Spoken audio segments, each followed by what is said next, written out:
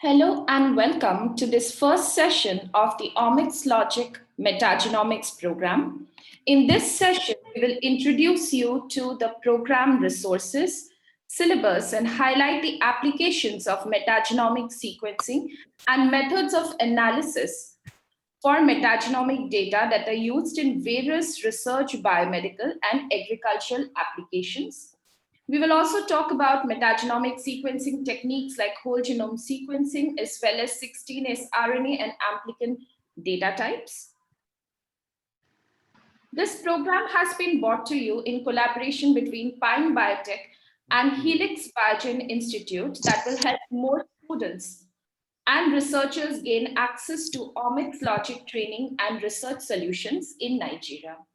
And as you are all joining in, I would request you to kindly mute your microphones. The chat box is open for any questions that you may have, so that every participant is able to hear the speakers as we move ahead with today's session. And the session is also recorded, and the recordings will be available both in the forum and via emails to all registered participants. We are also excited that this event has been organized by our dedicated team in Nigeria that brings together experts who have an interest in data-driven research and have all recently completed our specialized training. They are now certified and ready to assist all of you in joining the program, getting registered, finding all the necessary resources, and helping you troubleshoot any technical or conceptual challenges you come across. We have Adekunle Adilowoye, who is an OmicsLogic project lead and a faculty at the Lead City University in Nigeria.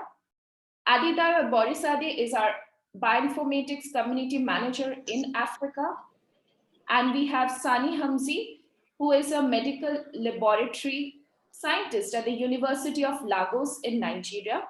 The Africa team can be reached at this email ID, africa@pine.bio.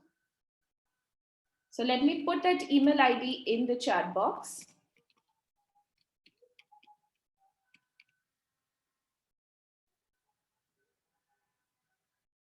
The OmicsLogic Metagenomic Training Program will be guided by experienced trainers that have ample experience with bioinformatics in both academic and industry applications. Dr. Harpreet Kaur is a certified OmicsLogic trainer and expert bioinformatician who will guide the hands-on sessions and assist participants with projects and analysis during the program. Our area of specialization is in genomics and machine learning. Dr. Mohit Mazumdar is our OmicsLogic project mentor and an expert in big data computational analysis. Dr. Mazumdar has a PhD in computational biology and over 10 years of experience working with industry and academia. Ilya Brodsky is the co-founder and CEO of Pine Biotech. In his current role, he has extensive experience working together with industry and academic partners that are applying multi-omics integration and bioinformatics to a variety of biotechnology and clinical applications. So before we start the program today, I want to ask every one of you to start with setting up your edu profile. So let us go together to edu.t-bio.info. And if you can kindly mute yourselves. Thank you so much. So I'm posting the link in the chat. So the first step, if you're already registered in the program, and even if you're not registered in the program, is to get started with edu.t-bio.info, which is the educational portal. So please go to the link in the chat box. And if you are there, please put number 1 in the chat box. So if you are on the educational portal, please put number 1. Thank you, Tayo. Thank you, Neeta and Jamal. Okay. So I hope that a few more people are there. So if you're also on your phone, you can also go to the portal and access it from your phone as well. So I see that a few of you are already there on the profile. And for the first step is to update your profile. So for example, I'm going to take Neeta's profile as an example. So Neeta is participating in the program and she has a complete profile. By complete profile, I mean she has her full profile picture is clear and her full name is also displayed here. So this is very important as you are starting out to have your full complete profile. The name that you see here will be reflected on these individual course certificates that you will get once you start doing the courses. So it's important that you start with updating your full profile. I'll show you another profile which not only has the full photo and the full name, but also their social media IDs. This helps us to reach out to this person more easily. And if you are a researcher, you can also put in your ORCID IDs right here, like Nigel has done. He's part of a program, and you can also see his points right here. So in case when going forward, you're collaborating with someone as part of being in our bioinformatics community, the profile would be the starting point to get to know each other. So having a profile completed is very, very important. So the next step after you have completed your profile is to come with me to the organization page. So what is the organization page? For each of the programs, we have these organization pages, which you can treat as a classroom. So all participants of a program are part of this organization page. And now let me quickly take you through the different features. So the first thing that you see in the organization page is the program description. And then you come down and you see the different events. So today we are starting on 16th of February with Introduction to Metagenomics. And then our next program is going to be on the 18th. So these are the different sessions. And if you scroll here, you can see all the different sessions that are listed right here. So please take your time to explore the platform, and also you'll be able to see all the organizational updates from the different members who are part of this program. And if you notice, this organization page also have these different subheaders that will take you to some resources. So let's start with the forum. So the forum is the place where you will find all the resources that are discussed during the length of the program. Even the video recordings would be posted in the forum. So for here, as you can see, we also have shared with you all a guide to update your profile right here in the forum. So you will be able to see this blog post where we are talking about how to update your profiles right now.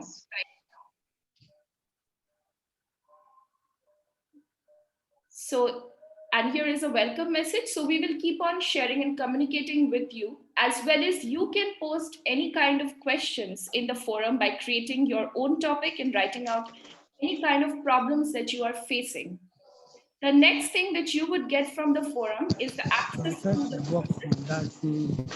So by kindly now mute. this now before I start. Only to one Kindly mute the thank you so much. Okay. So moving on, as we are talking about the courses. So here are the different courses that are there. So this is also what you have access to. So if you are only registered for the program, you will have access to these links. Not everybody may not have access to the links if you're not registered yet for the program. So these are the courses that you get access to from here. And then we have a progress tab. So what does the progress tab do? It shows all of the different progress you have made across all the sites. So this is the education site where you have the courses, the forum, and your own profile. So right now, as we are all starting out today, we are all going to be starting with 0. And as we move on with this program, we are going to see there are going to be different numbers. So once you complete any of these courses, you get 500 points. Similarly, if you run a pipeline, you get 50 points. So all of those points would be added to your progress bar here. And we can see both individual progresses as well as the progress for the entire group or the entire class right here. The second platform that every registered participant has access to is the Server TBioInfo platform. So if you have already registered for the program, you may have received an email from marketing@pine.bio with the individual access to this platform. You cannot change the email ID to the Server TBioInfo. You will have to use the login ID that we have provided to you.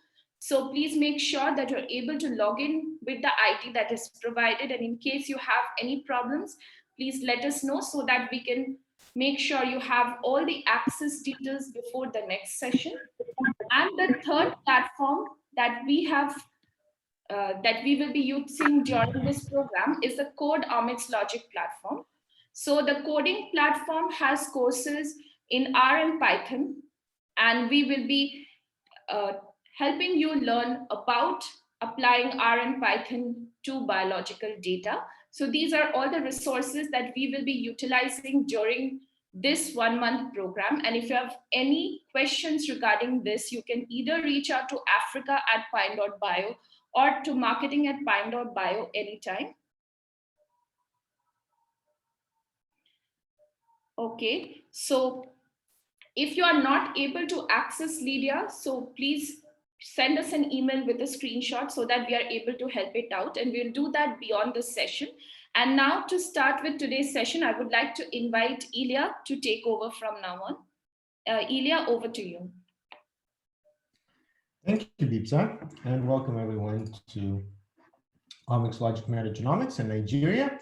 We're excited to be starting this program today, and we hope that most of you will be able to benefit from the different resources that we provide as we learn about metagenomics. So let me start by introducing what this program will be focused on. We hope that most of you already have some background in molecular biology, and you will be able to apply your interest in the microbiome, which is a growing and very interesting and dynamic field, to learn how to explore microbiome research projects and look at different challenges that are being addressed using a variety of different techniques. This primarily includes metagenomic sequencing, which refers to high throughput generation of short sequencing reads that could either help us provide a taxonomic description of a particular environmental sample or study in-depth analysis of different genes that are being produced by a community of microorganisms. Now, the program is structured in such a way that we will go from learning about these different applications and techniques to developing an independent research project. So we hope that even today, and as you get started with your learning, you will start thinking about what kind of data, what kind of question, what kind of analysis you plan to do.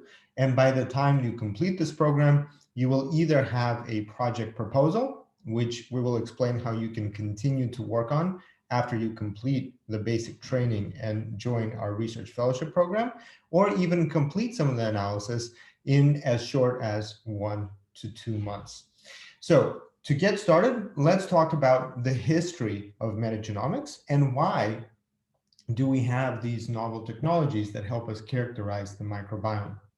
So just to give you a little bit of history about microbiology, where the study of microorganisms led to the creation of tools and approaches that are still used today and continue to uncover the veil of a world which we do not see, but yet has such a profound effect on everything around us, including our own health. So here you can see Louis Pasteur, that lived in the 19th century. He's a French microbiologist, a chemist, and the pioneer of the germ theory of disease.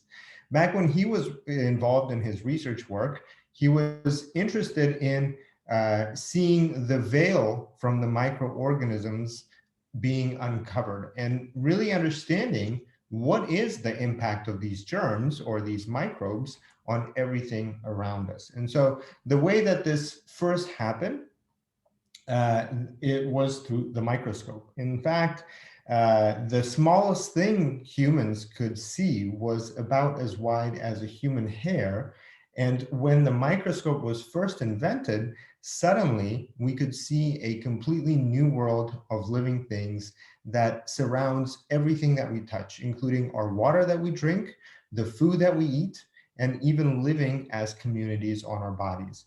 And so the first observation of a bacterium was made around 1673 by the Dutch microscopist Anton van Leeuwenhoek, thanks to the microscopes that he had invented. And these enlarged from 50 to about 300 times whatever he was observing. As the results improved, more and more representatives of the unseen world have been discovered. And so you can see here an example of today's microscope. They are tremendously powerful that allow humans to see smaller and smaller elements. You can see here, in fact, a number of phages that are attacking E. coli bacteria. So this is the resolution that we are at today. And so as a result, we have a greater ability to see and understand the world of these unseen microorganisms. But microbiology itself ended up being defined not only by the organisms that it studies, but also by the tools that are used to study them. These tools are continuing to evolve and have already evolved to allow us to study and categorize organisms into our understanding of the living world around us. So technology for bacterial culturing, coupled with a technique to stain bacteria, first improved our ability to isolate, classify, and determine whether bacteria is the cause of human disease and even select an appropriate treatment. But today these tools continue to develop, and we can see a greater resolution into this world of unseen microbes. The discovery of culture media allowed for the development of microbiology in the 19th century. Bacterial culture is an artificial medium that allows growth and isolation of bacteria. And the first to have cultured a bacterium in a reproducible way was Louis Pasteur in 1860. Gram staining is a bacteriological lab technique used to differentiate bacterial species into two large groups, gram-positive and gram-negative, based on the physical properties of their cell walls. Gram stains are performed on body fluid or biopsy when infection is suspected. Gram stains yield results which more quickly than culturing and are especially important when infection would make an important difference in the patient's treatment and prognosis. So here we can see an example of what that looks like. You can see how the bacteria is cultured and then stained.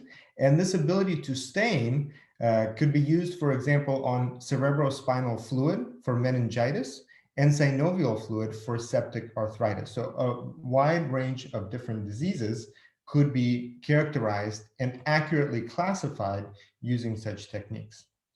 The connection between disease and microorganisms has been established back in the 1800s, but these studies provided not only important information, but they also followed a specific technique that only could look at bacteria in isolation.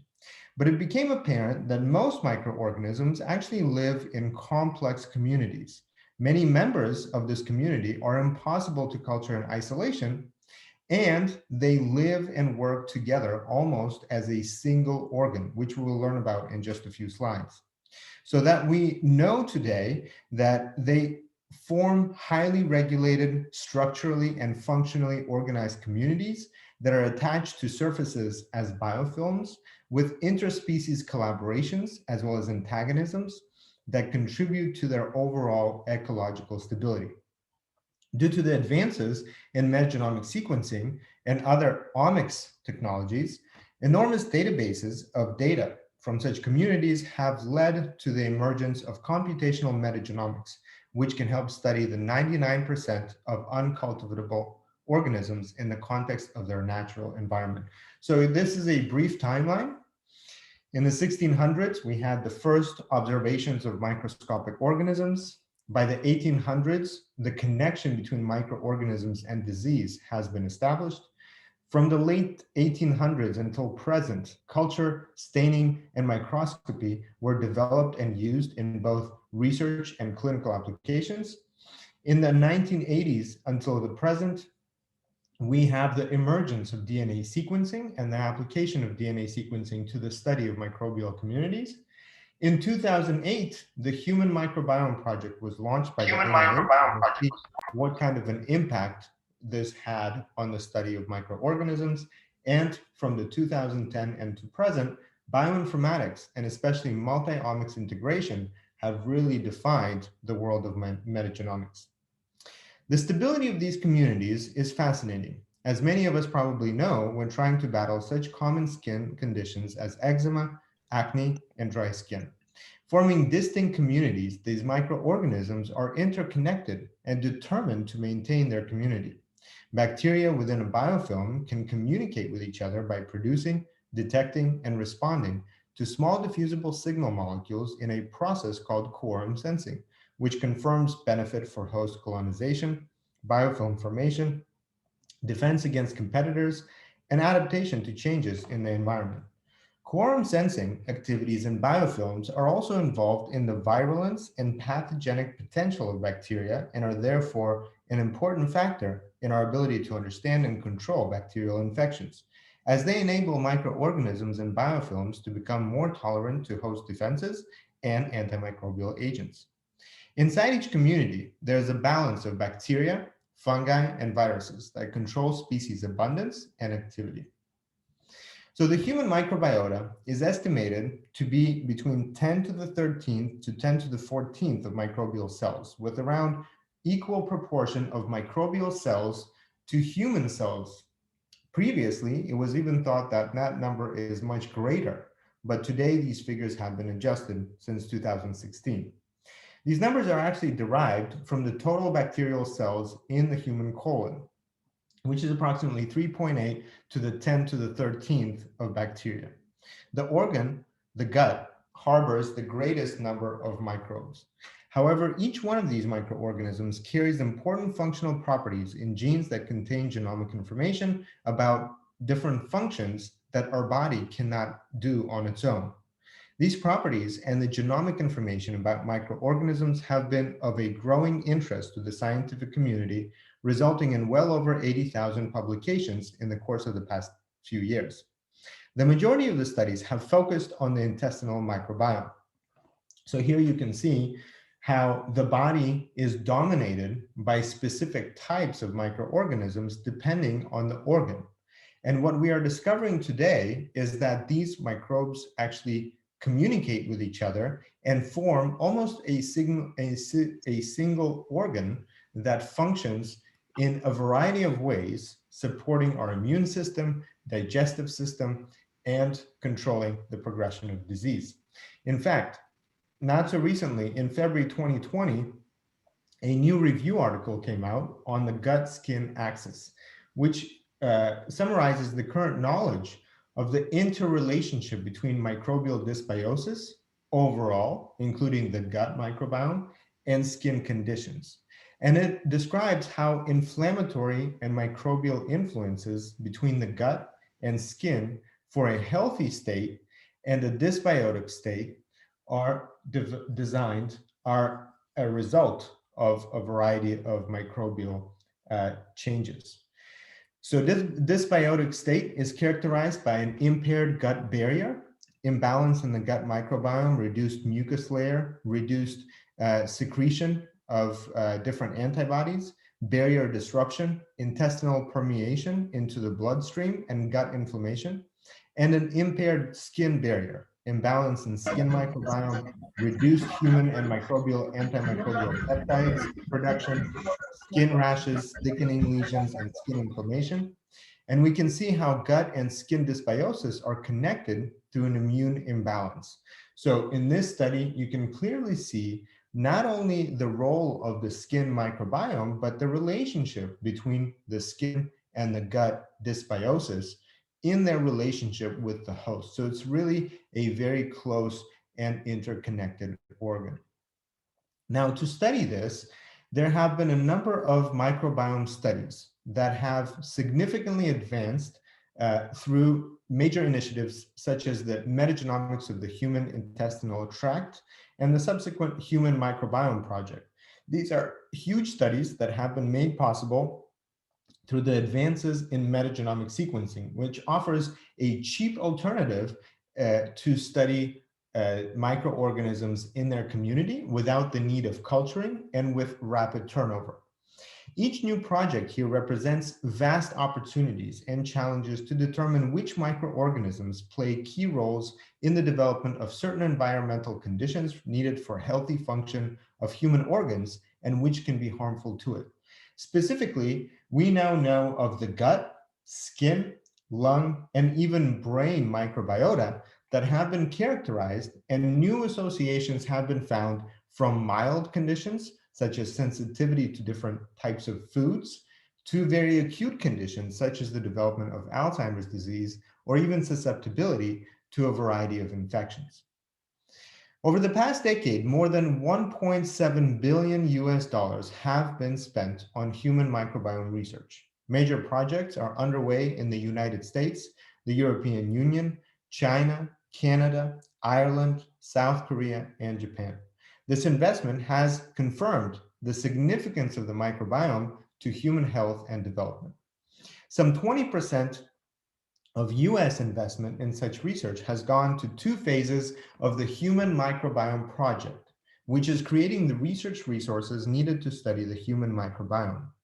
One of the main goals of the HMP, launched in 2007, was to create not only a data set, but also a toolbox of computational techniques, analytical methods, and clinical protocols so that others can leverage this to understand the role of the microbiome. So what is known so far about the microbiome function is that it plays a significant role in the differentiation of the human immune system. Oh, sorry. Let me start that over. What is known today about the microbiome is that it plays a significant role in the differentiation of the immune system, food digestion and nutrition, energy generation and conservation, metabolic regulation of fat storage, processing of environmental chemicals, maintenance of skin and mucosal barrier function, as well as prevention of invasion by pathogens. So what we will do in this program is we will try to identify how such microbiota could be studied using next generation sequencing. So the essential steps here are to understand when we have a community that can be comprised of millions of individual microorganisms, how can we use an effective approach to sequencing the genomic information about these communities to characterize the composition, dominance, or species richness, and the interaction between the microbiome and their environment, forming specific conditions that have a major contribution to our human health as well as the environment. So what is the study of metagenomics? Unlike other omics, metagenomics does not study a single organism, but the whole community at once. So it provides us with a true snapshot of a collection of organisms that are specifically in the process of interacting with their natural environment. Since the genomes are so diverse, this is typically accomplished by sequencing a specific marker portion of the genome instead of all of the genomic material present in a given sample.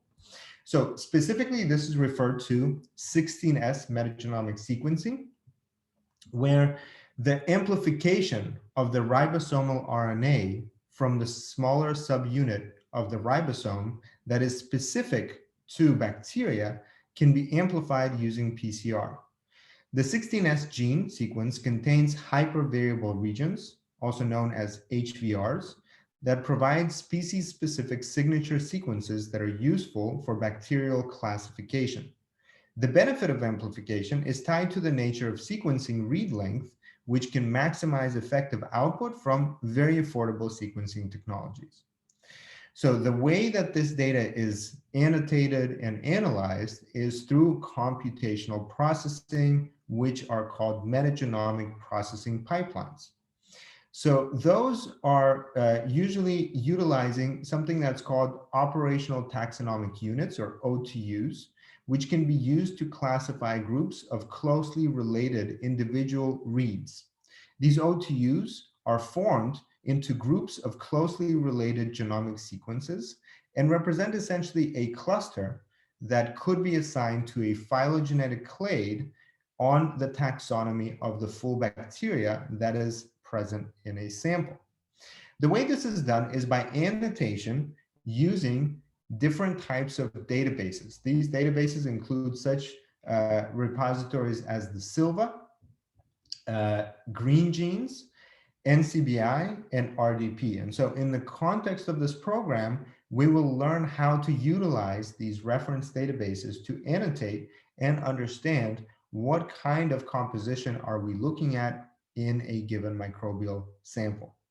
So ultimately, based on that mapping of specific regions amplified from the 16S ribosomal RNA gene in the small subunit of the bacterial ribosome, OTUs can be assigned to belong to a taxonomic class of bacteria, yielding important information about the proportionate view of the community.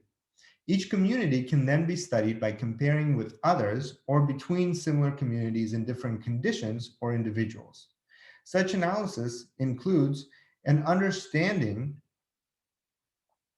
of how the different types of sequencing techniques and analysis of sequencing metadata and data could be combined together to really understand the microbiome. Now, sequencing is not the only technique that is used to study the microbiome. Another technique is called mass spectrometry. Sequencing allows us to either understand composition or study specific isolated genome, and mass spectrometry can tell us what types of proteins and metabolites are being produced to understand what functional contribution each species might have, or what types of products a community produces and how it is metabolized through this communal analysis. So many questions about the role of microbiome members and communities are being answered using these technologies. And we think that the next phase of microbiome research lies in the ability to integrate multi-omics datasets that combine next-generation sequencing, mass spectrometry, structural data, as well as phenotypic information about overall changes in the community and their environment. So many questions are going to be answered through such integration, as you can see represented here, through both annotation of functional pathways and function, as well as unsupervised integration between different types of microbial taxonomy, different products that they produce, and the interactions between them that could be studied using sequencing. So in this program, the OmicsLogic Metagenomics program, we will go through different examples with associated training and practice, hands-on practice on how to use such techniques to be able to analyze data and interpret the results of the analysis in a meaningful way. So to get started with this process, I want to show you several courses that we have developed for your asynchronous use. Now, as a part of this program, this will be supplemented by hands-on activities that we will do in group sessions. For those of you joining that have not signed up for the program, you can all try out this Introduction to Metagenomics course to really understand how this works. So let me take you to the platform and show you what is inside these courses. So this is the link to our organizational page. Again, if you're already a part of the organization, you could be just going to this organizational page, and I will show you where to find the associated coursework. So for those of you that are already a part of the program, you would go right here to the Courses tab. And once you're in the Courses tab, you will see the 3 courses that we're going to be covering in this program, which includes an Introduction to Metagenomics, Metagenomics 1, and Metagenomics 2. So these courses have both a theoretical review of practical assignments and some data sets that you can go through to understand how the microbiome functions. So here, if you go to the course tab, you will see Introduction to Metagenomics, Metagenomics 1. So you can start working on those courses. For those of you that are not a part of the program, you can just go right here to courses, and you will find these courses outside of this group. So you want to look for Introduction to Metagenomics, which is a free course that will be available to all of you. Okay, so Introduction to Metagenomics right here. Let me just paste the link here. Okay, thank you, Beepsa. You already pasted Introduction to Metagenomics. So what is Introduction to Metagenomics? If you go to the curriculum tab on the Introduction to Metagenomics, you will see here that we describe types of metagenomic sequencing, analysis of 16S amplicon metagenomics data, next generation sequencing and analysis of ribosomal RNA gene sequences, taxonomic classification, as well as the impact of microbes on the human health, the gut microbiota, the brain, and others. So this provides a very thorough overview of a lot of the things that we covered in today's session.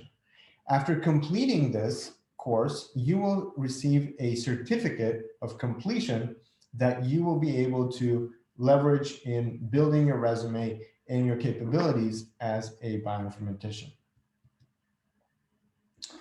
So in other courses that we will go through in this program, you will find additional hands-on applications and important examples that we will go through. So the way these courses are organized is that you will see the expectations for each one of the activities, mapping of conceptual topics, because it can get quite confusing with a lot of terminology and a lot of very specific details that you have to know to sets are being analyzed, for which reason and how. It will introduce you to a variety of data sets or projects that you will be able to work through and replicate analysis that was published and described in high impact research articles and journals. And then those analysis pipelines will become an area for you to practice so that you can understand the analysis, not only by reading about it, but actually doing it yourself. As a result, you will accumulate a number of points that will result in levels and badges that you will get for completing certain activities, certification through our online asynchronous point system, as well as in the context of this group or of this program, this training program, you can also get a certificate of completion or a certificate of excellence, which will go to those that actually apply these methods to their independent project. Now, in these online modules, you will see how this key terminology from a bioinformatics perspective is linked to examples of projects where you can analyze different types of conditions that both represent a clinical condition and some other examples that are not related to human health. So what are some of these tools that we will cover? In the metagenomics program, we will rely on the tBioInfo Big Data Analysis platform that contains specific analysis pipelines or processing tools to manage and analyze data from next generation sequencing. So here you can see an example of a popular pipeline called KIME2, as well as the Data2 pipeline. So these pipelines could be used to both process the data, eliminate the necessary junk or the noise from the data, as well as do downstream analysis and annotation. So to give you an idea of how this works, let's go to server.tbioinfo. So Bibsa, thank you for posting that link in the chat. Please let me know once you are on this platform so that we could take a look at some of these example pipelines. And for those of you that do not have an account yet with us, you have not received the email, we also have a demo account that you can use that works perfectly fine. It just does not allow you to upload your own data. So Bipsi, if you could paste the details. And for all the participants, please do let me know once you're on the platform and you're logged in.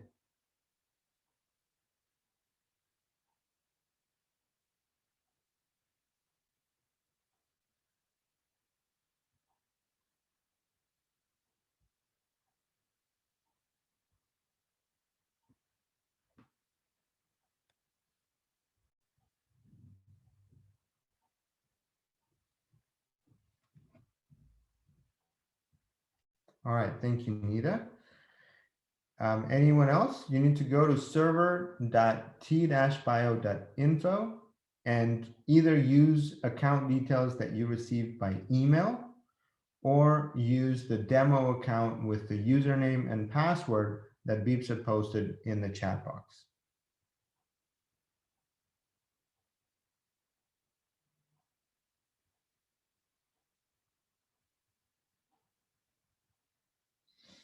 Okay, so as you're logging in, I'm just going to give you a little overview of what you are seeing here on the screen for areas of analysis. So first of all, you will see that there are multiple sections for sequence alignment, or sorry, for sequence analysis listed out for each individual section. So each section represents a collection of methods required to process or analyze data. Under some of them, you will see this drop-down arrow that represent the demo pipelines that you can run. Now, these could be run both with your account as a part of the program or a free demo account that you might have. So we will take a look in just a few minutes on how to do that. Then you see right here your previous pipelines. So what are the pipelines that you tried running or completed in the past? You will see right here your profile and data management so that you can understand what is your account and how you can upgrade. And you also will see here some data mining, utility scripts, and machine learning sections. So we will cover today a number of examples just to understand how they work and what are the inputs and the outputs. And this will include whole genome analysis, where we can map whole genomes onto a database of known bacterial genomes.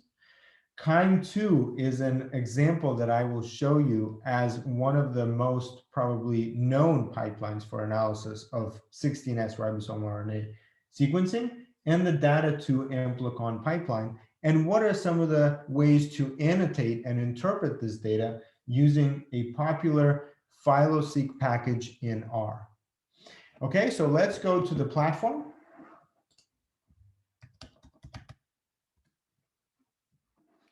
And the first section that we will go through is this section for metagenomics microbiome. So if you click on this arrow, you see here demo metagenomics regular.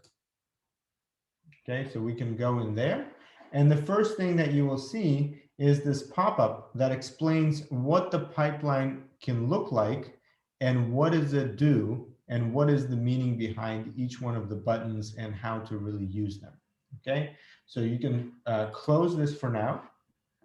And now we will take a look at one example pipeline that simply takes in some data from the American Gut Project, which is the largest crowdsourced citizen science project to date, because it involves many people from a variety of backgrounds that have contributed their samples of saliva, fecal samples, and others to understand microbial composition between a wide range of people. After you've selected this, you click on OK. The second thing that we will do is we will map onto a reference database using Bowtie2 Align.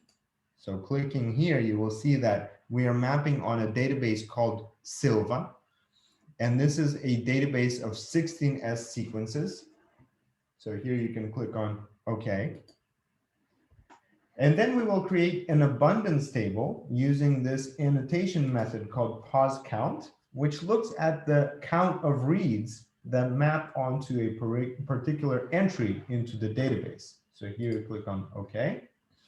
And then we want to annotate the positions in the 16S ribosomal RNA database to understand abundance of particular regions and how we can see those in our output file. So here you can see how we create a 3-step pipeline. And then we click on end, and we will see what are some of the outputs. Okay, Nii is saying that the website is not responding. Could you clarify what is not working for you?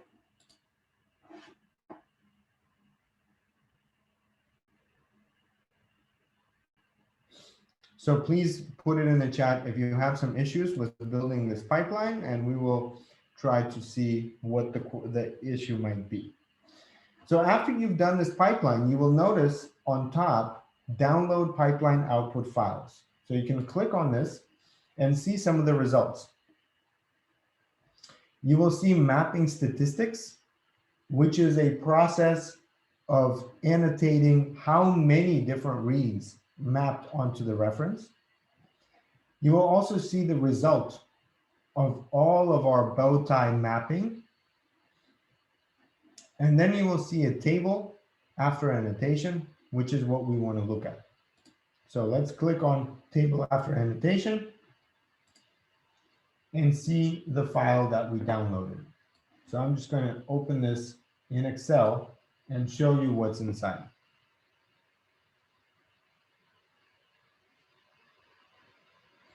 Okay, how many were able to generate this file?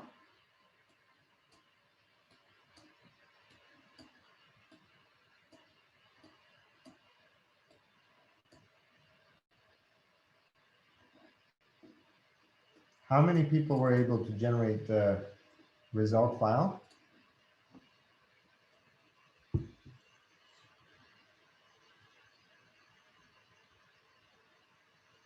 Okay, so if you have, what you will see is that after we have the ID, okay, so we have here the ID of this particular 16S ribosomal RNA entry, and then how it is organized by taxonomic classification. So here you can see K, P, C, O, F, G, S, right? So these are taxonomic levels.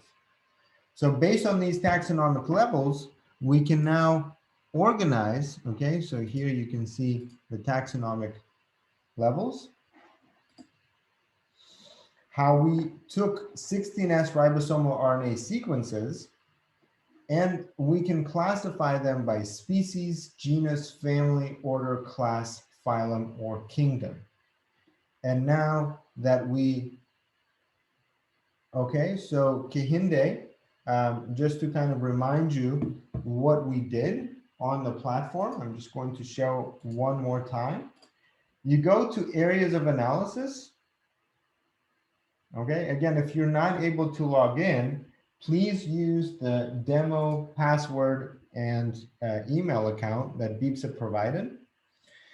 But here you will find, once you're in, a drop-down right here next to Metagenomics Microbiome. You can also hover over this little eye to really see what each section does. So under Metagenomics Microbiome, we want to take this first demo, Metagenomics Regular. Once you're in here, you will see a pop-up which you can close. And in the future, if you don't want the pop-up to come up, you can click on this dashboard. Then you click on Start. You read about the input data that we're using, which is from the American gut sample. Bowtie to align, where we describe the database that's used for mapping. Pause count, which creates an abundance table and calculates how many reads are present for a given entry into the database. And then annotation, so that we can annotate based on taxonomic classification. So after that's done, we click on End, and then you should see download pipeline output files, and you can open this folder like that. And now you see a number of different elements coming out in this output file folder. So in this folder, we managed to download a file that looks like this. In this file, you will see that the result, this is just one sample. So this sample has a variety of different positions, and we can sort by this column to find the biggest, the most abundant entries into the database. And so in this way, we can start thinking about what kinds of bacteria are likely to be present in the sample, and how do we understand the impact of such bacteria on the phenotype, which is described by metadata.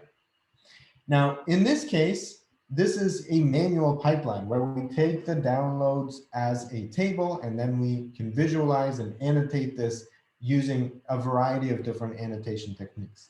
But let me now show you a different example where this process is automated and is specifically designed for sequencing of hypervariable regions. So to do that, I will go into this last section called Amplicon 16S, 18S. And I will use this example project for Metagenomics Amplicon gut-brain axis. Now it's called Amplicon because we are amplifying hypervariable regions and then annotating those hypervariable regions again on the same database, but only looking at the regions that are most representative of this taxonomic classification. So here you can see the process of amplicon sequencing with PCR amplification of variable regions. Then you can see what the data-to pipeline consists of, which is primarily the workflow to reduce noise in our input data. So the reads are denoised, merged by pairs and sequencing, and then organized into clusters of operational taxonomic units. Again, those are reduced from chimeras or chimeras, assigned taxon by looking at the database, and then we can build a phylogenetic tree that can actually help classify differences between microbiota. So here we use an R package in PhyloSeq that is going to be used for visual outputs of this analysis. So once I get to download pipeline output files, I will see a number of different outputs, including some plots, which are given in a PDF format. So for example, here we see air plots, quality profile plots, as well as PhyloSeq plots. So we can download the PhyloSeq plots to see what is the composition between different samples. So here in PhyloSeq, we see a family level taxonomy that is distributed between a number of samples, 6 samples, BKF 01, 02, 03, and then 13, 14, and 15. And here we can see the composition or the species richness based on this family taxonomic organization. So then we have to look at how not only are they individually represented, but also how are they interrelated. A species that is more divergent, farther away from another species, is more interesting than a species maybe that is closer together, because they will have a wider range of functionality. And so we build this tree of operational taxonomic units, and we can actually study the different types of diversity using additional methods like Chow and Shannon to understand how species diversity, as well as species richness, can play a role in a particular phenotype. Okay, so now we have a question. When opening TXT file data in Excel, is it best to save it as XLSB format or later retrieval? Okay, seems like a question that's not directly related to what we're talking about, but yes, overall, you can probably save it as an Excel file. That way you'll be able to use it later again, easily opening it up in Excel, and it will include saving any kind of figures that you have in your data that will be saved as well. Okay, so in this example, we're using a particular data set. So to give you an idea of some of these data sets, I want to introduce a few different applications of the microbiome that we will use in this program. But before I do that, I also want to mention that we will use some of the methods that we've seen here, including PhyloSeq and the different methods that are packaged within this package, as a way to learn a little bit more about coding. So now to see an example of how we will leverage these examples in metagenomics to understand coding and popular packages in R and Python, let me take you to another resource that you will gain access to in the context of this program called codeomicslogic.com. Okay, so if you could please put that on the chat. Thank you, Aditya. So please go with me to code OmicsLogic.com. And here you can register for free. So this is a free account that you can generate. And I will explain in a couple of minutes how this works and how we will use this for generating figures that you see here on the screen. Okay, and for Nita's question, we will learn about the Simpson index and the Shannon index.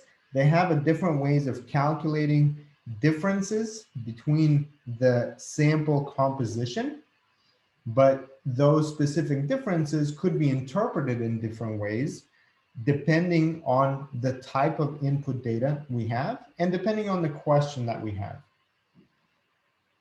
Okay, so let me know once you are logged in or you have created an account on code.omicslogic.com.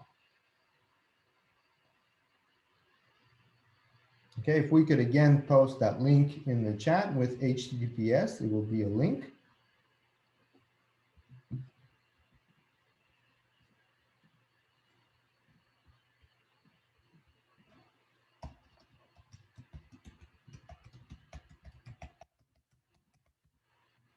Thank you, Bibsa. Okay, so let me know once you're on your account on code.omicslogic.com. All right, I see some people started logging in. All right, great. Thank you, Nita.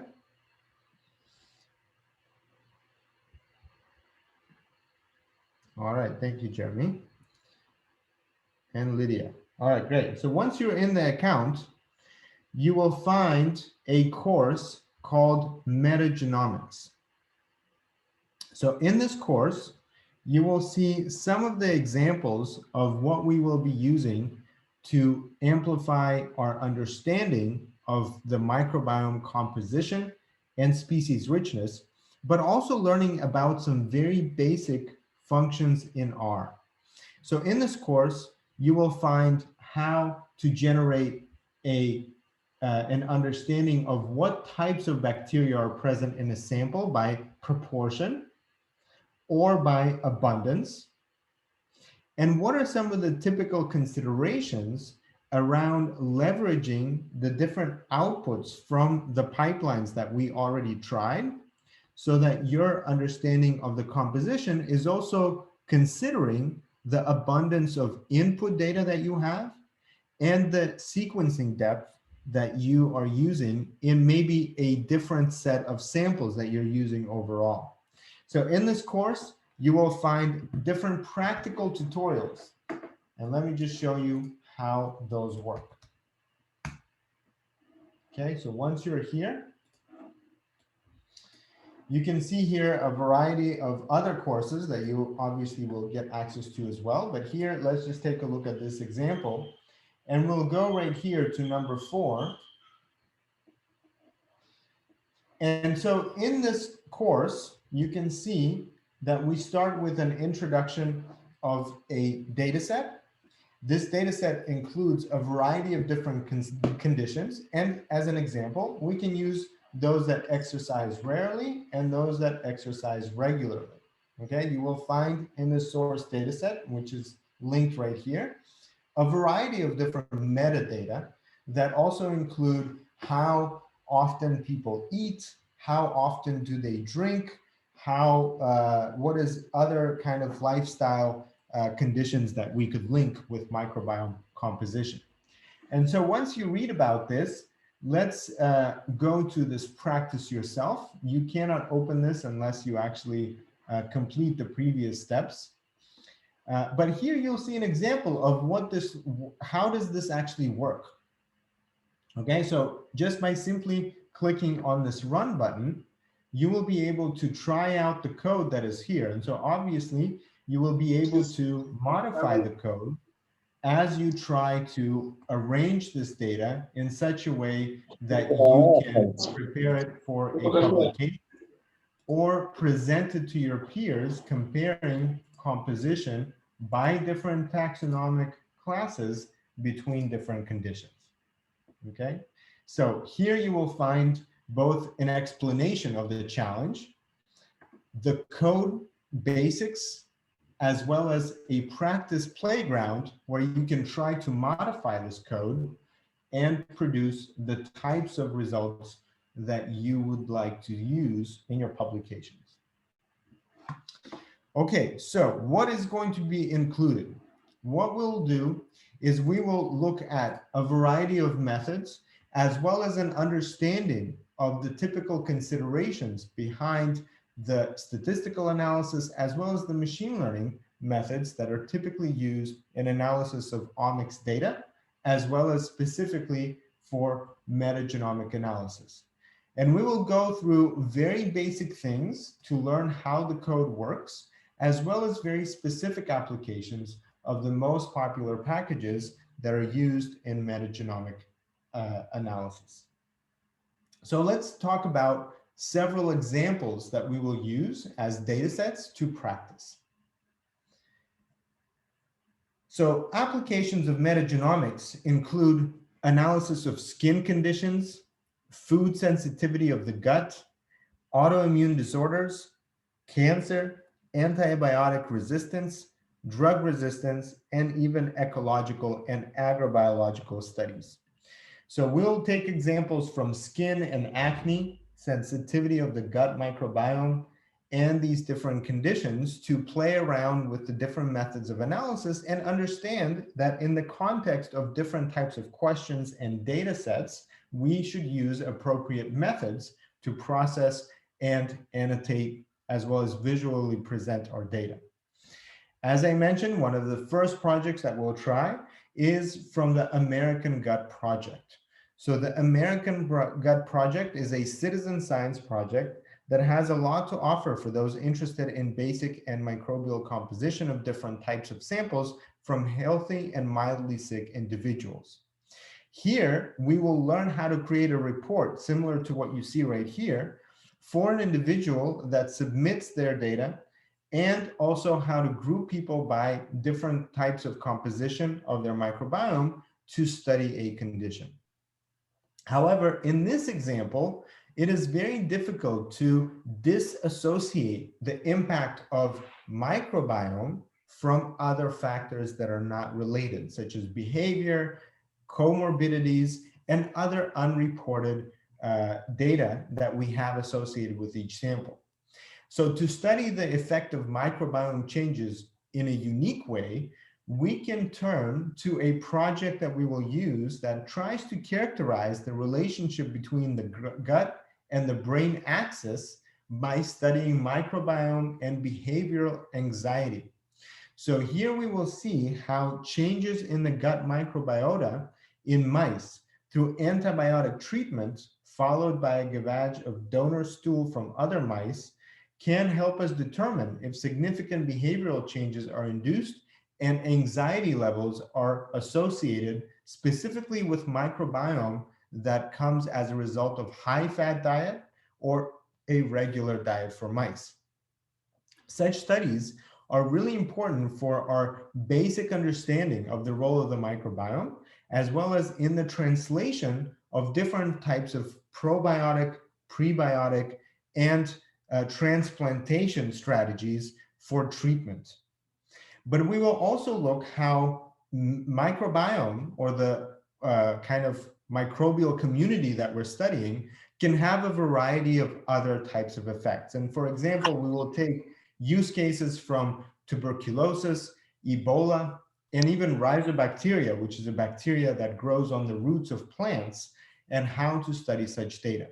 Importantly, we will see that the microbiome is now considered to be a major player in many other areas of biomedical research. For example, screening for diagnostic signatures in precision medicine, and even association with treatment efficacy. Or the therapeutic considerations for microbiome transplantation to study such conditions as Alzheimer's disease. So here you can see an article where China has already approved Alzheimer's treatment that targets the microbiome through transplantation. And so importantly, we will not only look at processing individual types of data, but we will look at how bioinformatics plays a major role in our ability to organize, analyze, process, and find associations between clinical and omics data, or phenotypic and omics data, to find important translational insights about diagnostics, therapeutics, and even agrobiology. Because today we know that the microbiome in agriculture is considered to be an important component of production of different crops, resistance and resilience of crops on harsher conditions that are caused by the climate change, as well as the ideas about how to develop novel interventions and provide better security for food around the world. So here we can also see how the applications of microbiome play an important role in what's going on right now during the pandemic. Many studies have turned to microbiome's role in susceptibility and immune response to COVID-19. And this is an important part because the microbiome is one of the easiest things to sample in the human body. And so this provides us with a unique insight into a variety of fields that have a direct impact on our lives. So in the context of this program, we invite you to master metagenomics data analysis. So after you complete the program, you should be able to find, analyze, and interpret metagenomic data on your own. And you will be able to gain experience by doing this in the context of our interactive sessions. And hopefully, if you have the time to present your project proposal, to also do this to our community. So now I want to open this up for any questions that you might have. I do want to mention that Introduction to Metagenomics and some of the coursework on the OmicsLogic.com coding playground are accessible for free for those of you that have not yet registered. For those of you that have registered, you have access to a lot of additional premium resources that will be provided in the context of this program. And for those of you that have registered, I want to recommend that you already start building up your profile from starting to complete with your full name to adding a photo or an avatar, and then starting to accumulate points so that you can get certification for the different resources that you completed, and also gain recognition for the work that you do. Again, 2 types of awards will be at the end of this program: a certificate of completion or a certificate of excellence. And so as you think of your questions, I will just briefly explain what these 2 mean. The certificate of completion will be awarded to anyone who has over 3,000 points, which equates to about 4 different courses, and obviously some practice with the pipelines that are required as a part of the course. Certificate of excellence is awarded to anyone who has over 10,000 points. So 10,000 points is an easy goal for someone that is going for an independent project. So if you are willing to not only learn about metagenomics, but also find the data set and try to analyze this data set and understand what this data set says about microbial composition, you are likely to find yourself easily achieving this 10,000 point goal because your practice with the coding and with the different types of pipelines, those will likely to end up quickly accumulating into 10,000 points. Any questions? So if you have any questions, you can put them in the chat box. Is there anything else that someone wanted to add, Adetayo or Bipsa?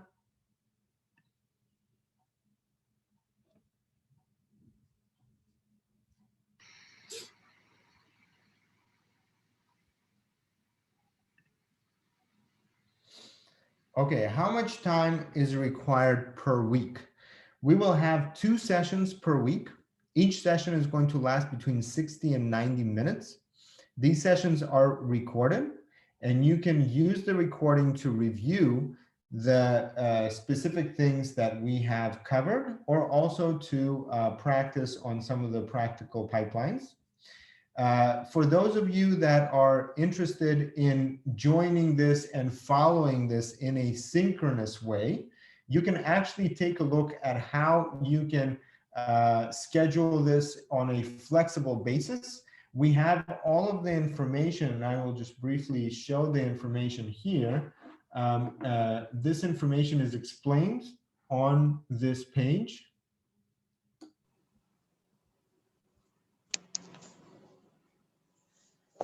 Okay, so if you want to learn about the details, you go to the top menu right here, and you can go to OmicsLogic Metagenomics.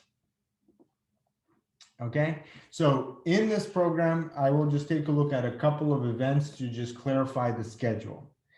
Now, is it required to know Python or R? It's not required because we have these tutorials that you can follow and learn from the very, very basics.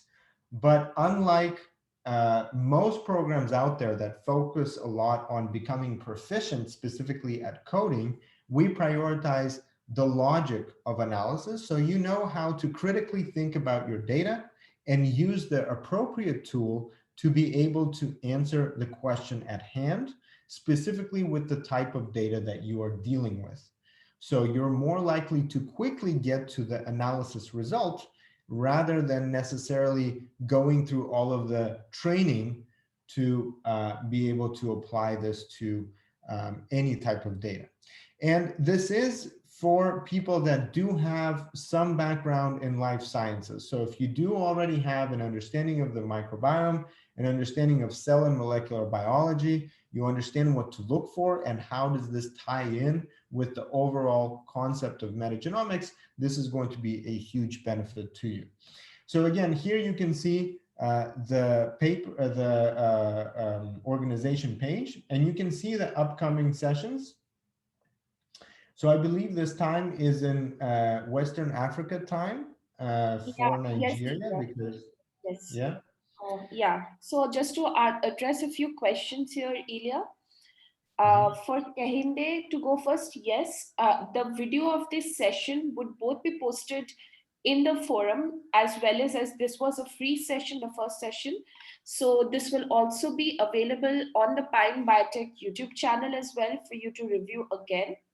If you are already registered for the program, you will be able to find the video posted in the forum, like the topics which I had shown you earlier. It would be posted there, and I'm sharing the YouTube link right now in the chat. So this is a YouTube live session. So you will also be able to rewatch the session again via that link. And there is another question which I would like to address regarding the access to server tbioinfo. So please make sure whenever you're logging into server tbioinfo that there is no space in between your username or password, before or after the username or password, as it is case sensitive. So in case there is a blank space, it will treat your password as incorrect. So if you have already received your details, or even if you're utilizing the demo details, just make sure that you're not putting in space so that you avoid the login in mistake. Yeah, so Nee, if you decide to take up a project and analyze data sets, necessarily the time period of this program is 1 month, but we do understand that projects take a longer period of time. So what you can do is that you can also go ahead and join our research fellowship program, which is primarily dedicated to helping you develop a research project of your own under the guidance of a mentor. So we will talk more about that in the upcoming sessions. So what we would want to do in this 1 month program is to help you understand, get the training, understand the logic as Ilya has been explaining to you. And then once you're familiar, at least come up with a research proposal, like figure out what your project would be. So we will have a step-by-step process that we will take you through, starting with the training with basic courses, getting familiar with the different pipelines, learning to utilize R and Python for some of the analysis and visualization, and then thinking of these steps in terms of a project that you would want to explore. So if it is not possible for you to do it in 1 month, because that is quite a short period of time for doing your own project, but first getting acquainted with this system and then working on a project, which we see that a lot of our students and participants have been able to do it under 3 months as well. So I will be sharing some examples as well here in the chat with all of you. These are from participants as well as research fellows who are using the account. So the free login is only available for a limited period of time, and you cannot analyze any kind of data sets with the free login. You can only run the demo pipelines. Any pipeline which is marked with a demo, you can only utilize that.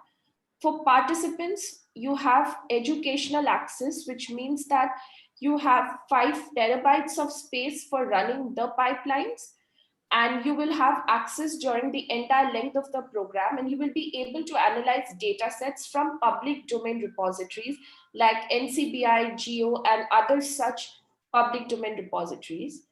If you are looking forward to work with your own data, we do also offer a research license that you would have to take up the licensing for separately.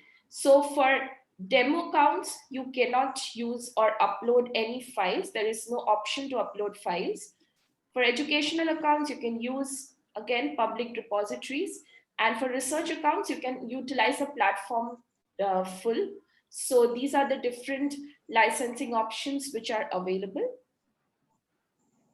Are there any other questions which we can answer? And for any questions, you can either reach out to the African team at africa@pine.bio, or you can also reach out to me at marketing@pine.bio, and I will be able to help you out with these questions. And also there's a cost to join the program. So the total cost to join the program is 150 USD. And we had like a 33% discount for everybody else who had been joining till now, which made the cost only 100 USD. So if you are interested, please reach out to us via email, or you can also put in your emails in the chat box and we will get back to you. So thank you again for joining today's session. Let me just add to that, we do have a scholarship program designed for those that are eager to learn and apply what they learn to a research program, a project, sorry. So again, this is a scholarship opportunity. It is not for everyone. It is only for those that are interested to develop an independent research project and work on that project until completion. You can get up to 50% off. In special cases, we can consider even bigger discounts, but it is specifically designed for those that are already in some kind of an academic institution, would like to utilize these tools for a research project. So if Bipsa, you could post the link to the request of a scholarship, thank you. This link will offer you a consideration about whether that program is right for you. There are certain requirements to connect with your faculty and get recommendation letters, etc. But we do encourage you, we do have another week to complete your registration. If this is something that you're interested in, please follow this process, and we will be, our team, either in Africa or our core team here at Pine, will reach out to you with any kind of follow-up questions. Thank you, everyone. It was great to have you with us. Again, this video will be posted on our social media as well as on this program account. And we're going to be looking forward to seeing you again soon.